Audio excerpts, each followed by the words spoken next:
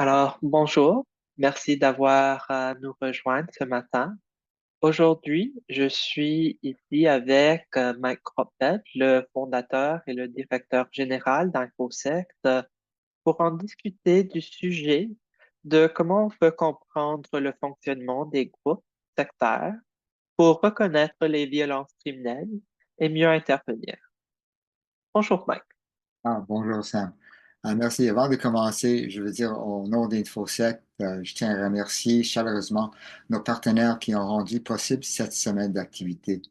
La Fondation Émergence, Sagesse, le CAVAC, ainsi que le ministre de la Justice Canada pour son soutien financier. Un merci tout spécial à notre équipe et à nos bénévoles pour leurs précieuses contributions, et bien sûr à Sam Downs, intervenant chez InfoSec, qui a coordonné l'organisation des événements tout au long de la semaine. Comme le rôle principal de Sam chez InfoSec est d'aider les anciens membres ainsi que les familles et les proches des personnes impliquées dans des groupes à haut contrôle ou à dérive sectaire et qui a une perspective précieuse à partager, je vois cette séance davantage comme un échange entre nous deux que comme une simple présentation individuelle. De plus, cette semaine ne serait pas possible sans la contribution de toutes les personnes qui interviennent et qui offrent si généreusement de leur temps et leur expertise. Merci à vous toutes et tous. Alors, pour en débuter notre discussion aujourd'hui, j'en ai envie de demander qu'est-ce qu'on veut dire lorsqu'on parle des groupes sectaires? Je pense que c'est effectivement, c'est comme une des questions plus souvent posées parce que discuter de notre point de vue, quand on parle de groupes sectaires, c'est tout de suite en image, on parle des groupes par l'effet calme, qui sont tous négatifs. En effet, quand on voit les termes comme secte, dérive sectaire, groupe sectaire, phénomène sectaire, on doit voir ça comme une étiquette. Bien sûr, pour certaines personnes, d'avoir l'utilisation de ces termes, c'est répondre à certains besoins. La question, c'est toujours qu'est-ce qu'on cherche à savoir? Et à cause des événements tragiques qu'on a vécus pendant plusieurs en fait, décennies, je pense que l'image de ces termes-là, c'est toujours en fait, une image péjorative, qui je crois qu'elle n'aide pas vraiment à comprendre le phénomène et de comprendre que les groupes fonctionnent sur un continuum. Ça veut dire différentes sortes de groupes. Certains, qu'on peut dire, si on regarde le fonctionnement des groupes idéal, on a des mouvements qui sont ouverts, ça veut dire démocratiques, qui sont respectueux de leurs membres, de la société extérieure, fonctionnent de manière démocratique. Versus l'autre continue, le continuum, où on a des groupes qui sont en effet pas tolérants, en effet des autres, en effet pas respectueux de même leurs membres ou de la société at large, et ils fonctionnent de manière contrôlée par un leader autoritaire. La majorité des mouvements, malheureusement, les gens cherchent souvent une réponse simple, comme en effet, est-ce que c'est bonne ou pas bonne, secte ou pas. La réalité, c'est qu'on doit trouver des mouvements entre deux extrêmes. Et la question, c'est de savoir qu'est-ce que c'est, où est-ce qu'on se place ce mouvement-là et qu'est-ce que c'est le potentiel des risques de certains membres et certains groupes.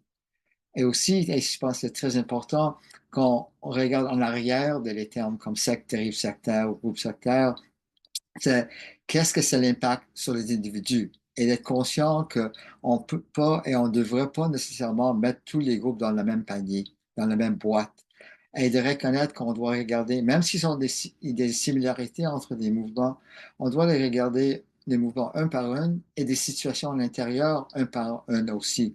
Parce que on ne peut pas dire que tous les membres dans un groupe, si on parle de violence, est-ce qu'on va vécu de violence en intérieur le mouvement? Et de comprendre que certaines personnes peuvent avoir une bonne expérience versus les autres qui vont avoir une expérience horrifique à cause de différents facteurs. Mais en compte, c'est toujours la question, qu'est-ce que vous cherchez à savoir vis-à-vis un certain mouvement ou groupe et comment ça va vous aider en fait, à réagir face à cette situation? Alors, en parlant des risques, qu'est-ce que nous on voit comme étant les risques qui peuvent mener à de la violence dans un contexte global? Je pense qu'on doit être conscient que le plus qu'on donne pouvoir à quelqu'un d'autre, ça veut dire qu'en général, on voit des mouvements qui sont fermés de la société, qui ont fait un clivage. Ça veut dire que nous sommes les bons et ceux qui ont les purs, qui tiennent la vérité. versus le monde extérieur qui est méchant, diabolique, extrême, pas bonne pour votre cheminement, etc. Ça veut dire on doit regarder les mouvements pour voir jusqu'à quel point est-ce que ce clivage existe, quel niveau de fermeture aussi existe avec les sociétés, parce que même qu'il y ait un mouvement est fermé l'extérieur, ça ne dit pas qu'ils vont être complètement fermés l'extérieur. Mais c'est important de regarder, en effet, est-ce que les membres, en effet, le groupe détient des contacts avec leur famille, les proches qui ne sont pas membres?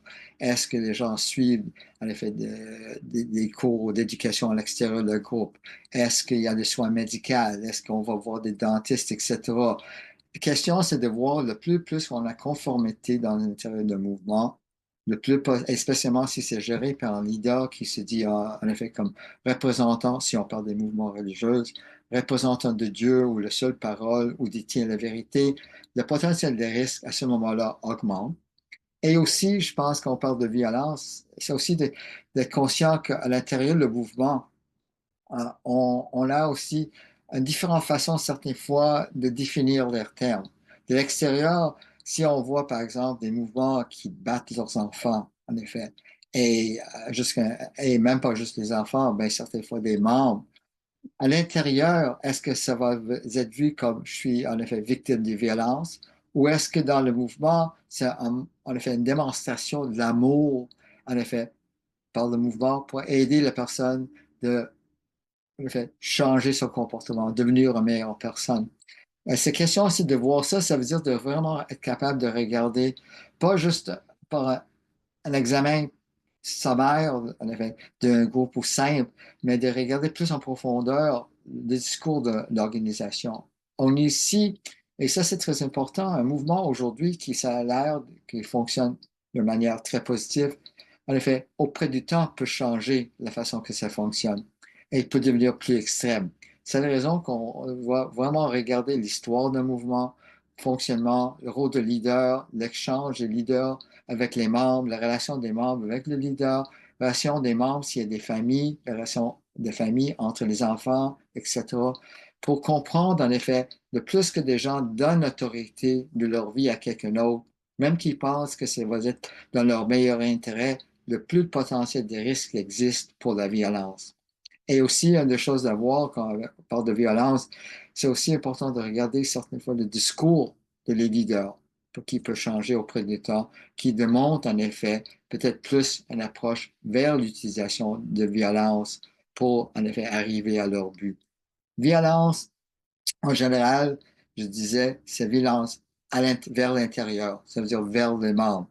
Dans certains cas aussi, on a vu dans le passé, violence vers l'extérieur. Mais en général, la violence qu'on voit, c'est vraiment vers leurs propres membres, les propres membres.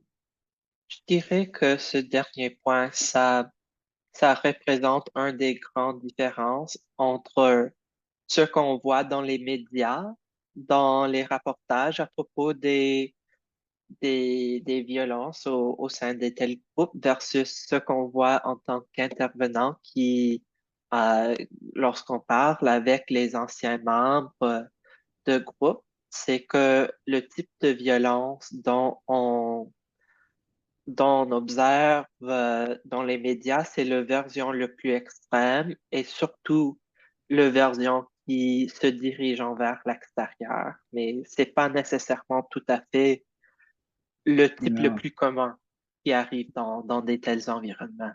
ouais. Non, c'est ça, la vérité, c'est ça, quand on dit que quand ça explose dans les médias, c'est parce que c'est des exemples très extrêmes et de groupes. Euh, mais la majorité des demandes qu'on reçoit que vous recevez aussi, c'est des gens qui ont individuellement vécu en effet un abus, soit que c'est physique ou sexuel à l'intérieur du mouvement. Et c'est pas nécessairement des situations qui veulent parler publiquement ou de même aller aux police ou faire un plainte. Une des choses aussi qui rend ça plus difficile, c'est bien sûr, il y a beaucoup de des problèmes de parler de ça parce que une des choses que je peux dire, c'est si vous essayez de faire un play, le groupe va s'encercler autour de le groupe et le leader. Ça veut dire que vous pouvez témoigner de votre expérience, mais peut-être le groupe, en effet, et les autres membres vont dire non, c'est pas vrai, c'est pas du tout le cas, c'est la personne qui a mal compris ou elle fait vraiment comme, mais c'est un mensonge. Aussi, un élément que certains des anciens membres avec qui j'ai travaillé ont vécu, c'est la violence, ça se passait dans un autre pays. Et à ce moment-là, même si les personnes voulaient prendre, en effet, voulaient faire un plainte, la plainte ne peut pas être faite ici, par exemple au Québec, au Canada, si vous êtes fait dans le pays où vous étiez victime, qui rend dans ça, en effet, comme plus compliqué, plus difficile. Mais le plus difficile, c'est d'être conscient aussi pour certains experts qui ont été victimes. Parce que déjà, certaines fois, quand ils sortent, ils se blâment. Alors, moi, en effet, il me fait ça parce que je n'étais pas bonne membre, j'étais vraiment méchant, etc. Ça veut dire mettre le blâme sur eux-mêmes, qui est souvent la réalité qui était prêchée dans certains mouvements. Si le mouvement croit qu'il détient la vérité et c'est vous qui ne comprenez pas, ça devient clair que s'il y a des choses qui arrivent avec quoi vous n'êtes pas en accord, c'est clair que ce n'est pas la faute de le mouvement. Ça va être interprété par la personne que c'est leur responsabilité, leur faute, qui ont vécu n'importe qu'est-ce qu'ils ont vécu dans le mouvement. Alors là, on a mentionné deux éléments que je veux en prendre note, puis mettre à côté pour une autre question à plus tard. Et ce sont des éléments qui ont une pertinence pour les intervenants dans le réseau public, qui ne sont pas nécessairement formés pour travailler auprès des anciens membres de groupes sectaires, euh, des éléments qui pourraient leur aider dans leur compréhension de la situation. Alors, l'un, c'est surtout que le membre à l'intérieur peut avoir une très différente vision de leur propre expérience que les gens à l'extérieur, et ça, c'est quelque chose qu'on doit prendre euh, dans, dans notre approche et ajuster notre approche. Puis l'autre, c'est l'aspect de l'internationalité. Il y a plein de mouvements internationaux et Mhm. ça nous demande de temps en temps d'avoir des collaborations, des partages, des échanges avec des autres organismes à l'international et c'est vraiment quelque chose qu'on essaie de faire. Mais on peut en discuter un peu plus à plus tard, à tout cet aspect Mhm. des avis pour les intervenants. Ouais. Pour le moment, il y a un autre aspect du vécu des anciens membres que j'aimerais à mettre le point là-dessus, c'est le différence qui peut être vécu par les personnes qui choisissent d'entrer dans un mouvement versus le vécu des personnes qui sont nées ou élevées là-dedans. Alors, juste pour une petite clarification, c'est toujours la question quand des gens, peut-être qui écoutent, qui disent, écoute, des gens n'ont pas choisi d'entrer, ils sont manipulés, exploités pour embarquer. Je pense que la question, c'est comme, quand on parle de choix, ça veut dire que je regarde plus ça, ceux qui sont en effet comme recrutés ou en effet décident, parce qu'il y a certaines personnes qui décident de joindre des mouvements, même des mouvements qu'on croit sont vraiment extrêmes et ont difficulté de comprendre, mais on doit être conscient que les gens ne sont pas nécessairement comme nous. Ils cherchent des différentes choses et certaines fois, il y a des gens qui cherchent en effet d'être gérés par quelqu'un d'autre, gérer leur vie par quelqu'un d'autre. Mais les questions, en effet, quand ils embarquent, ça veut dire que les personnes qui joignent à un âge, comme vous dites, adulte ou majeur, à vie antérieure. Ça veut dire toute une expérience, une connaissance, etc. antérieure versus quelqu'un qui était né au passé en effet, leur formation, passer leur enfance à l'intérieur d'un mouvement comme ça.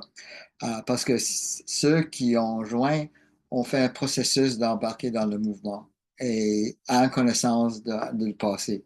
Ceux qui sont nés au passé de leur enfance, le groupe devient leur nom. Et il n'y a pas d'autre, en effet, vie antérieure. Ça veut dire qu'est-ce qui peut passer dans le mouvement qu'on voit de l'extérieur comme abusif, extrême et violent, euh, pour quelqu'un qui n'a pas vraiment contact avec l'extérieur, ça devient le norme. C'est normal. Et Je me rappelle de quelqu'un qui a parlé, je pense, euh, en effet, c'est un ancien membre d'un groupe polygame, en effet, qui était posé des questions par le journaliste, qui dit, est-ce que tu n'as pas trouvé étrange ou en effet, vraiment comme bizarre que dans votre groupe, il y ait des mariages des hommes de 40 50 ans avec des filles de 14 15. Et la réponse de la fille, c'était non, c'était normal. Ça veut dire, je pense que c'est important d'être conscient que des personnes qui ont vécu, en effet, leur enfance et passé toute leur vie dans un mouvement comme ça, peuvent voir effectivement l'abus, en effet, comme quelque chose qui n'était pas abus, mais ça va être vu complètement d'une autre manière dans le mouvement. Et ça se passe très important d'être conscient de les expériences que des gens peuvent avoir qui vont être très différents. En effet, si vous êtes en effet majeur qui est entré versus quelqu'un qui est né au passé de leur enfance dans le groupe. Et aussi, ça dépend du mouvement. Et ça, c'est la raison qu'on a discuté juste avant des questions des étiquettes ou termes. En effet, euh, si tout le mouvement est autour de vous et vous voyez quelque chose que vous, peut-être, vous croyez qui n'est pas acceptable, comme vous voyez quelqu'un, c'est l'expérience de quelqu'un dans un autre mouvement qui témoigne d'avoir vu son enfant battu ou en effet en effet, comme discipliné, c'était le terme en effet donné par le leader du groupe à sa fille et elle se parlait à elle-même, elle pensait que c'était vraiment atroce et extrême, comment on peut faire ça, comment on peut être en accord avec ça. Mais quand la punition était finie, même sa fille a pris le micro, qui était le nom de ce groupe-là, et dit merci, père, qui était le terme pour le leader. Maintenant, j'ai compris qu'est-ce que j'ai fait de mal. Qu'est-ce qu'elle a fait de mal dans ce groupe-là? C'était avoir parlé avec des enfants à l'école publique où elle est, qui n'étaient pas membres de le mouvement. Toutes les familles autour de la mère qui trouvaient ça atroce disaient, est-ce que c'est pas en effet comme incroyable comment notre leader aime nos enfants, qui veut vraiment aider nos enfants, etc. C'est une des choses, c'est de regarder l'effet de pression de père dans un mouvement comme ça, où la violence comme dit, qu'on voit à l'extérieur, interprété différemment et comment on accepte ça d'une façon. Ça veut dire que dans ce groupe-là, c'est un mot, qu'est-ce qui s'est montré pour eux à l'intérieur? C'est l'amour. Et c'est la raison qu'on vient plus tard, cette question qu'on veut intervenir, on doit être conscient de cette vision du monde que les gens vivent pour être capable vraiment de comprendre qu'est-ce que les gens à l'intérieur vivent. Un des points que je dis souvent, c'est comprendre n'indique pas que vous êtes en accord ou pas en accord. Comprendre, ça veut dire que vous essayez de comprendre pourquoi des choses arrivent, à qui, et en effet, et comment à ce moment-là, possiblement, d'intervenir. Ouais, puis je dirais que cet aspect de normalisation dans des tels environnements, c'est quelque chose qui peut nous apporter un certain empathie envers des telles situations parce que n'importe quel notre vécu personnel, on a tous vu des situations de pression, de manipulation dans nos vies où il y avait quelque chose qui était normalisé, qui n'était pas tout à fait correct. Et ça peut être au moins une graine, au moins le début d'une compréhension meilleure de comment est-ce que une situation très extrême où la violence est pratiquée comme d'une base très quotidienne, comment ça se peut produire. Et je pense également que de faire suite à ce que tu as dit, c'est comme un processus. C'est rare, presque, je pense que j'ai jamais entendu parler de ça d'un témoin ou d'un ancien membre, qu'ils ont dit au début, écoute, si tu joins notre groupe, là, de façon de traiter des enfants, c'est avec, en effet, d'abus, en effet, où on va frapper fortement les enfants, on doit prendre tous tes biens parce que tu dois partager, dans le fait, dans ce mouvement-là. Alors, en général, c'est un processus où on embarque dans un mouvement qui répond à qu'est-ce qu'on croit et nos valeurs, nos idées, et en effet, qui répondent à un besoin pour des gens. Et souvent, dans ce type de mouvement, c'est en effet un processus auprès du temps où le mouvement devient plus fermé. le leader prend plus le contrôle et les gens deviennent en effet plus en effet dépendants sur le mouvement et l'autorité. Cette raison, c'est important de regarder parce que souvent les difficultés, c'est des gens de l'extérieur ont vraiment misère de comprendre comment des gens ont en effet vécu ça, pourquoi ils ont resté, est-ce qu'ils sont en effet comme un petit peu dérangés, des problèmes de santé mentale, etc. Non.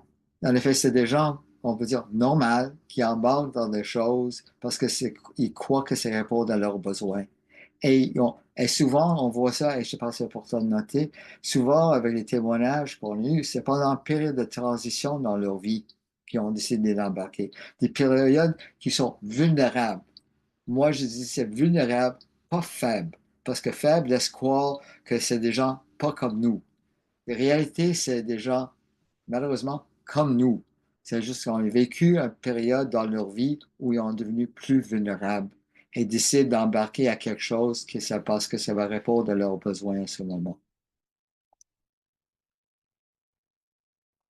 Je pense que l'aspect qu'on a remarqué de la connexion entre l'isolement et l'enfermement dans le milieu, c'est une des choses qui est très importante pour nous aussi dans, dans l'aspect de identifier les risques de la violence. L'isolement, c'est quelque chose qui produit un environnement dans lequel des tels abus peuvent passer sans être reconnus par la société plus large. Oui, bien sûr, l'isolement, c'est comme en effet à ce moment-là, si vous êtes isolé, la société est isolée, ça n'indique pas en effet être dans la campagne. Vous pouvez être isolé même dans la ville. Ça veut dire parce que c'est pas juste un isolement physique, mais aussi plus important, je peux dire, c'est un isolement psychologique. Ça veut dire vous décidez, parce que pour des différentes raisons, de couper le contact avec l'extérieur, couper le contact avec ta famille, tes proches, les anciens employeurs, employés, etc. À ce moment-là, effectivement, le potentiel de risque augmente parce que vous commencez de voir des choses plus, en effet, avec la vision du groupe. Mais l'isolation, c'est très important d'être isolé, en effet, quand on regarde des facteurs, en effet, où le potentiel pour la violence, en effet, est plus possible, en effet. Et c'est certaines fois une chose qu'on oublie euh, qui est très important de comprendre, en effet, comment des choses augmentent auprès du temps dans un mouvement. Parce que le plus des gens sont coupés de le contact à l'extérieur, c'est plus possible qu'ils commencent de croire plus dans les dictées des discours des leaders. Et à cause que souvent dans ces contextes-là, on ne critique pas, on ne pose pas des questions aux leaders. Si vous avez des problèmes, comme j'ai mentionné, c'est clair, c'est pas le problème de leader ou le groupe, c'est votre problème. Dans ce contexte-là, sans avoir contact avec l'extérieur ou d'autres points de référence, ce sera plus facile pour le mouvement de commencer de changer leur comportement. Et ça, comme j'ai mentionné avant, c'est comme en effet, c'est un processus. C'est pas d'un jour à l'autre que tu es dans le mouvement et maintenant on va vous frapper ou on va avoir des relations sexuelles, en effet, ou des violences sexuelles vers des membres. C'est un processus où ça arrive que, en effet, vous commencez à voir dans le contexte des visions du groupe. Ça, c'est des choses que vous devez accepter pour t'améliorer, pour te changer, etc. C'est toujours présenté, en effet, par un mouvement, c'est pour ton bien. Je fais ça comme un leader, on va faire ça pour montrer, je t'aime tellement, je fais ça pour ta bien. Et ça peut-être tu comprends pas ou tu es assez pas fort pour vraiment vivre ce type de vie, mais je fais ça pour ta bien. Ça veut dire, c'est la raison, c'est toujours difficile pour des gens qui vivent, en effet, comme un abus, de croire qu'ils sont abusés. Jusqu'à un moment, c'est décroche. Et ils sont conscients que, oh, non, c'est pas correct, qu'est-ce qui arrive? Avec, avec cet aspect de la progression de, de l'extrémité, de l'ampleur de la violence, je crois que c'est vraiment important de nommer qu'il y en a des formes de violence psychologique et émotionnelle qui peuvent être les premières étapes dans ce processus-là. que l'exploitation et euh, que cet aspect-là de la violence psychologique, c'est souvent quelque chose qui arrive plus tôt dans le processus que des formes de violence qui seront plus immédiatement visibles ou évidents Mm. pour les gens à l'extérieur, ainsi que les témoins à l'intérieur du mouvement. Ouais. Moi, je vois ça souvent qu'on a fait Bali. C'est comme, dans le groupe, c'est comme, je vous offre ta rêve. Je vous offre qu'est-ce que vous cherchez. Et vous avez tes yeux fixés sur le but, en effet. Et tu ne vois pas nécessairement des étapes que ça prend.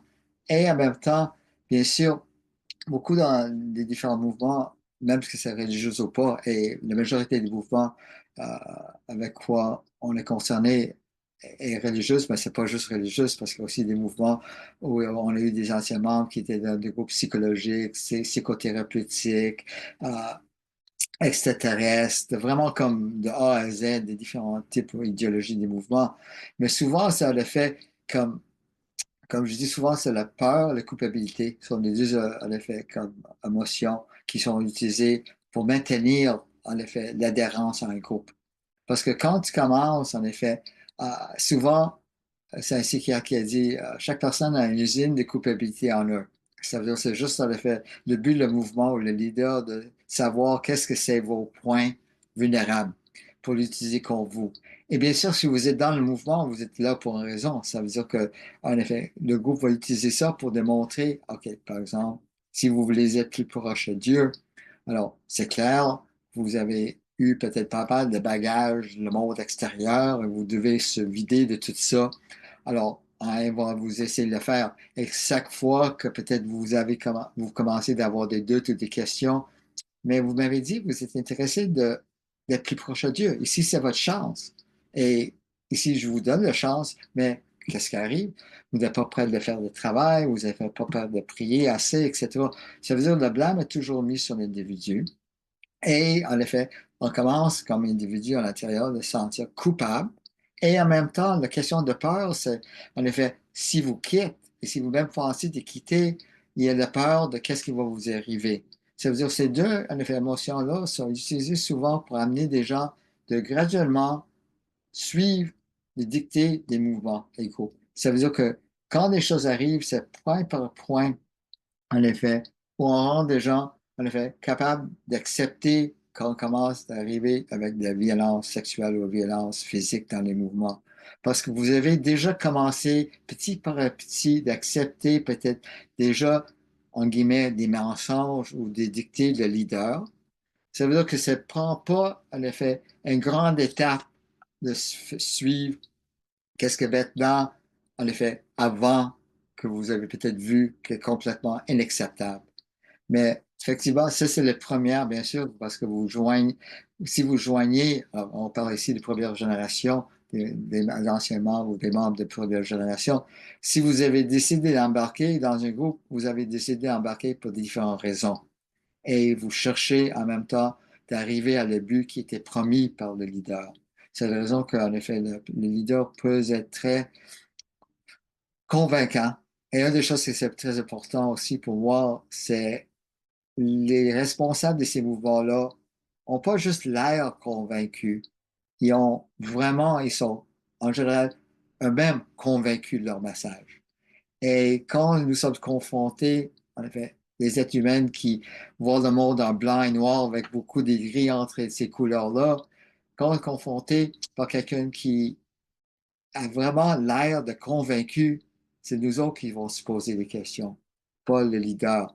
Et ça, c'est une des choses qu'on doit être conscient, que juste le fait que quelqu'un est très convaincant et apparaît très sincère, et souvent ils sont très sincères, euh, il peut être sincèrement en erreur aussi.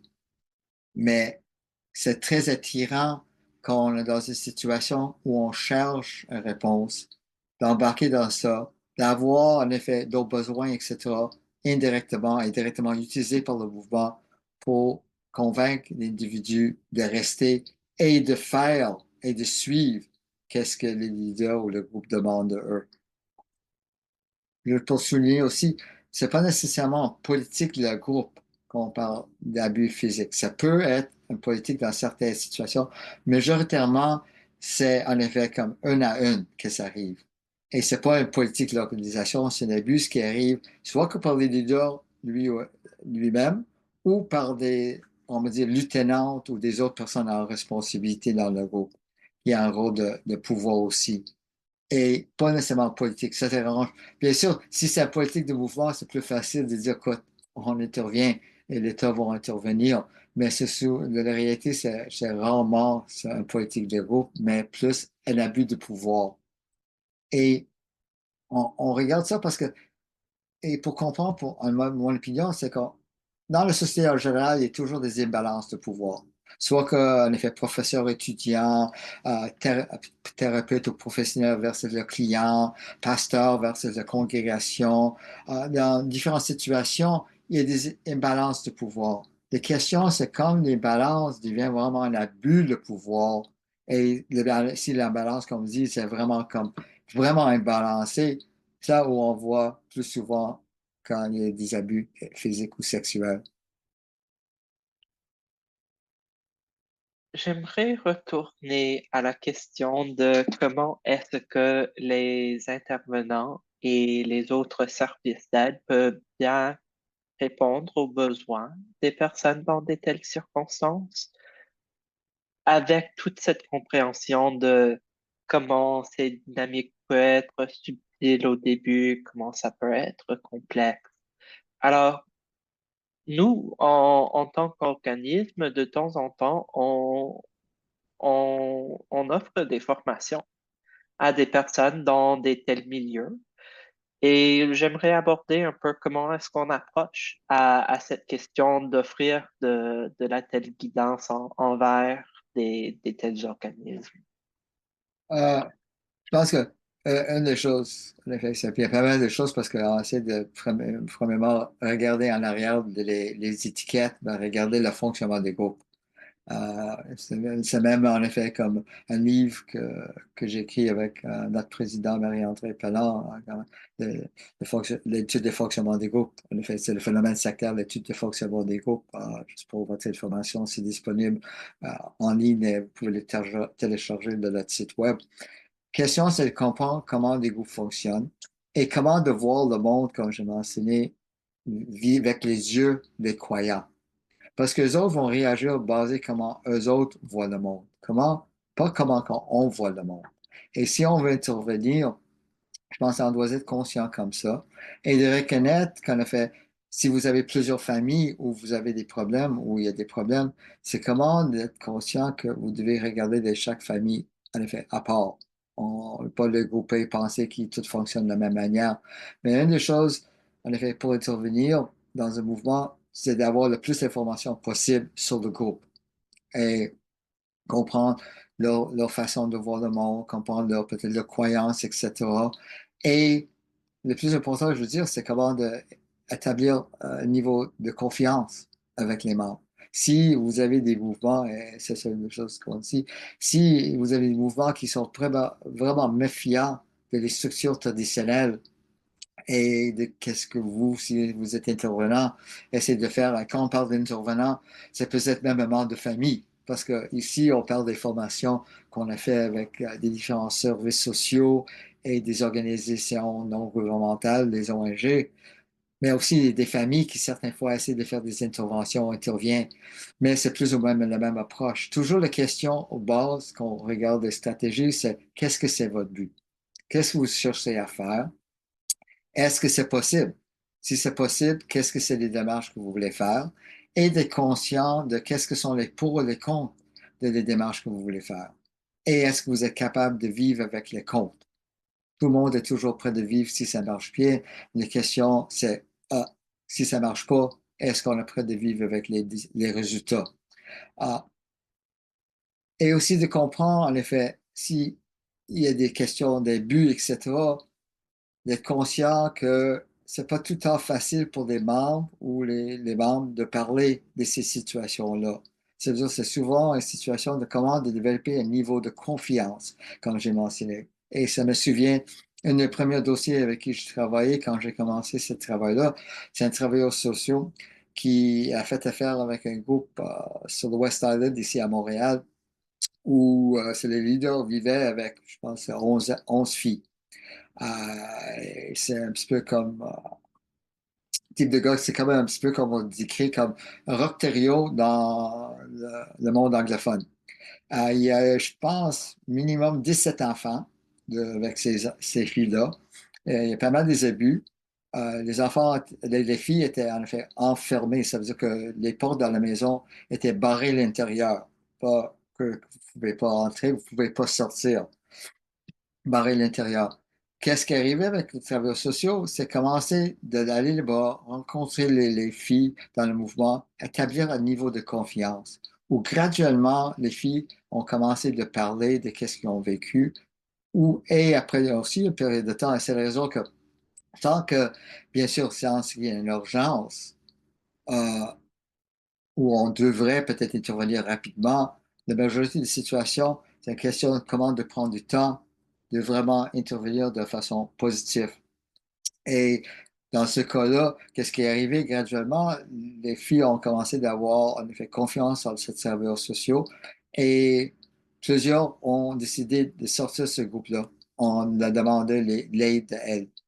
Et ça, je pense que c'est le plus important. C'est comme je dis, c'est de développer un lien de confiance si vous voulez faire affaire avec le mouvement.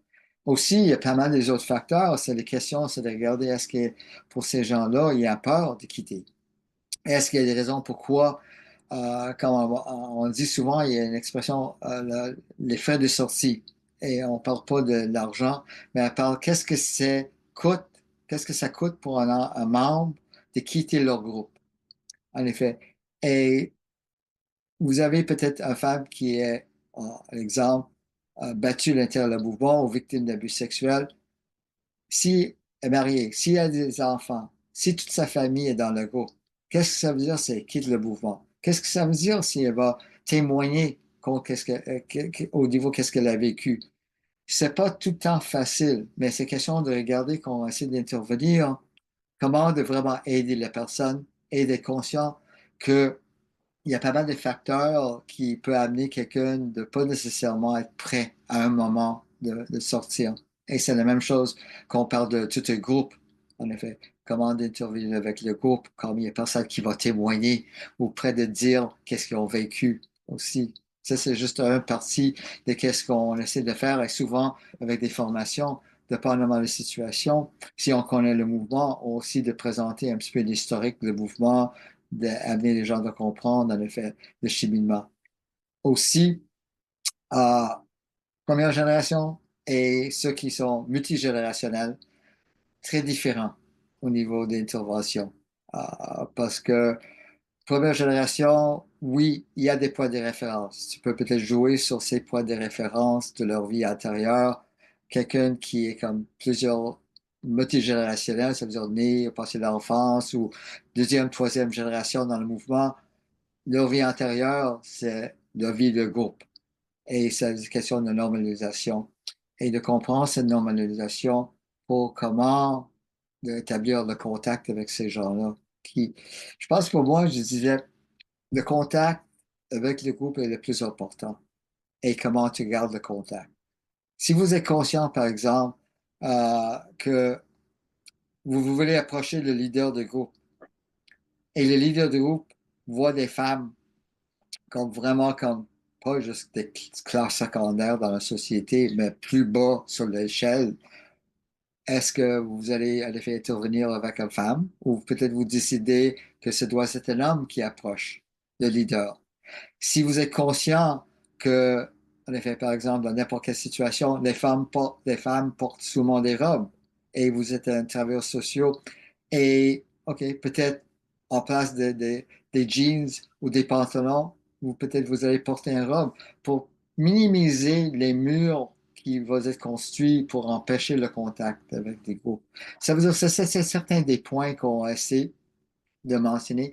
Aussi, très important, c'est le rôle de leader dans un groupe et comment les gens vont voir le leader et que le pouvoir qu'ils détiennent dans le groupe, qui amène une intervention certaines fois plus compliquée, en effet, spécialement si le leader a vraiment un contrôle vraiment presque total sur les membres.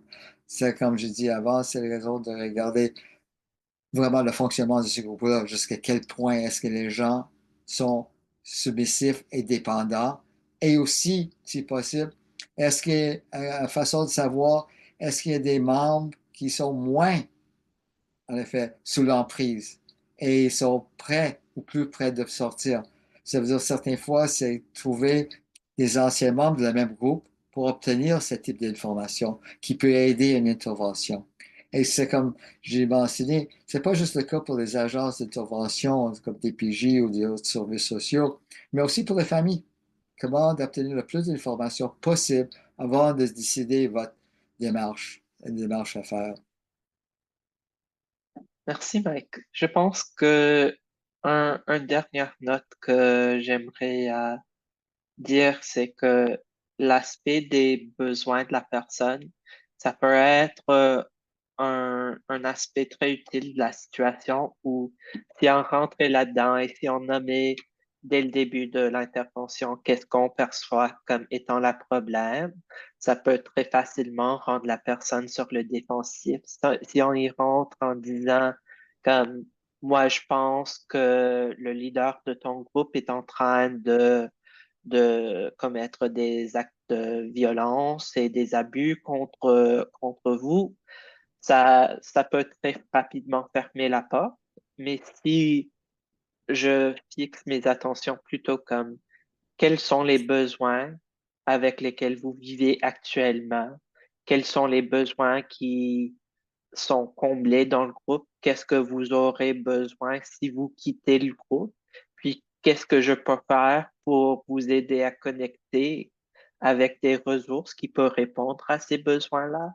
C'est quelque chose qui peut amener à une conversation bien plus productive, même dans la première place de la discussion. Oui, ah ben, je voulais juste. En effet, c'est bon que elle avait mentionné tout ça parce que je voulais aussi mentionner que vous posez-vous des questions parce que vous travaillez, comme j'ai mentionné, avec des groupes de soutien. Vous parlez aussi avec beaucoup des anciens membres, des familles et proches. Et juste en effet, les choses que vous avez appris de votre expérience en travaillant avec des personnes qui ont été victimes d'abus. Et c'est des situations que je sais sont vraiment triste d'entendre et parce que et dans certaines situations, comme moi, je sais, il y a des gens qui ont vécu un abus pas juste une fois, mais plusieurs fois pendant une longue période de temps. Euh, Ça veut dire, je pense que je voulais demander aussi, comme je mentionné au début, que c'est pas juste moi qui va parler, mais aussi de baser sur votre expérience aussi avec des anciens membres. Qu'est-ce que toi, te penses? Ouais, alors, une des choses que je trouve très important dans ce contexte-là, que j'ai appris au fur et à mesure, c'est que même si quelqu'un me nomme un vécu qui ne m'est pas familier, qui pourrait être étrange ou bizarre pour quelqu'un à l'extérieur, il faut que je ne réponds pas avec une curiosité malsaine, comme si c'est la première fois que j'ai entendu d'une telle chose. C'est très important d'essayer de retrouver l'empathie et la compréhension aussitôt que possible à propos de qu'est-ce qui leur est arrivé pour que je peux identifier quels sont leurs besoins en liaison avec ce vécu-là. Parce qu'il y a tellement plein de personnes qui cherchent de l'aide en santé mentale, des interventions médicales dans des différents contextes de besoins et qui rencontrent dans ces contextes-là des professionnels qui leur traitent comme il n'y a aucune possibilité de comprendre ce qu'ils ont vécu, comme si c'était très étrange, etc., etc. Et ça, c'est énormément blessant pour la personne devant nous. ça crée un mur qui n'a pas besoin d'être là et ça va à l'encontre du rôle de l'intervenant. Alors, un des aspects les plus importants que j'avise à des autres intervenants de milieu, c'est en première place de mettre à part de telles réactions, de s'informer autant que possible en avant pour bien se préparer à comprendre la personne, mais il y aura toujours des aspects particuliers, des détails particuliers qui pourraient nous être surprenants. Et c'est important de mettre en première place la personne devant nous avant nos propres comme, réactions. Ouais, effectivement, je pense que c'est des études qui étaient faites, qui posaient des questions à des anciens membres et plusieurs qui ont dit le problème qu'ils ont eu de trouver un professionnel qui comprenait et qui ne les traitait pas comme wow, c'est comme j'ai l'exemple de quelque chose de bizarre devant moi et qui voulait pas vraiment, qui regardait, c'est parce que je me souviens, c'est certains anciens membres qui ont parlé, écoute, ils veulent comprendre mon enfance. Et moi, je voulais parler de mon expérience dans le mouvement, les autres voulaient comprendre toute mon vie antérieure. Peut-être, effectivement, c'est pas de dire que la vie antérieure n'est pas importante, mais c'est d'être conscient, comme c'est effectivement des professionnels, être conscient, qu'est-ce que c'est les demandes de la personne devant vous? Qu'est-ce que la personne cherche? Et effectivement, tu as raison, c'est comme d'être traité comme un psy, comme dans un laboratoire ça aiderait pas énormément, en effet, comme de répondre aux besoins des personnes victimes, en effet. Et rend peut-être bien sûr plus difficile pour une victime de parler de qu'est-ce qu'on a vécu. Si tu me regardes déjà comme quelqu'un weird et bizarre, je vais pas parler de qu'est-ce que j'ai vécu. Et aussi, je pense que ça mène à l'autre chose, c'est que certaines fois, vous allez être devant vous avec quelqu'un qui a vécu quelque chose, mais ne va pas nécessairement divulguer qui était dans un groupe, parce qu'on peur peut-être de parler de le mouvement.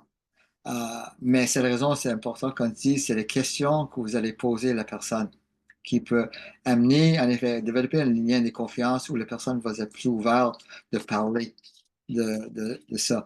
Et être conscient aussi, je pense, de parler de situations. Certains anciens aussi, ils ont peur des représailles quand ils quittent.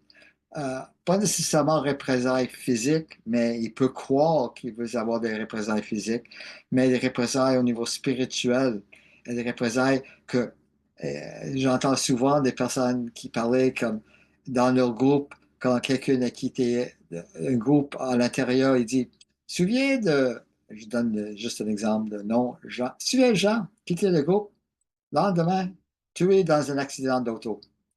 Parce que il a perdu la protection de Dieu. Alors, d'être conscient en effet de ces types de peurs que les gens peuvent vivre.